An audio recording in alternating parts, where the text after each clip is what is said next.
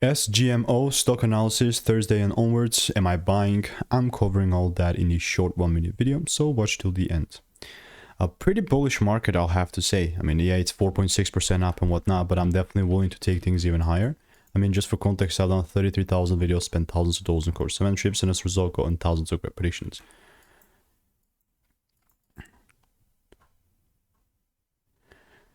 Here, I was looking too long, and I wanted to see a double break to take things higher, and then what happened is just the price went. Here's the proof. And then it was the same exact thing. Appropriate double break was needed, and guess what started happening with SGMO? The exact thing that I wanted to see. So here's the proof of me calling it out beforehand. This was May 13th of November. So what was my bias on this? Boom. This is the 1 hour chart, right?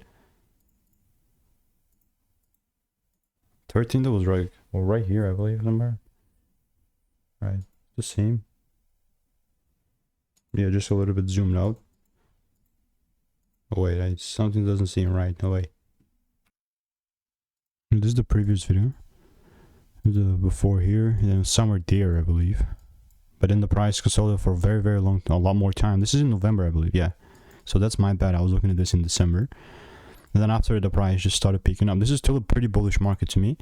Not that I'm gonna buy randomly, but more so if I see a double break, still willing to take things higher. So I'll keep you updated. If you want to make more money trading in a simple and lean way, click the first link in the description. It's a free newsletter.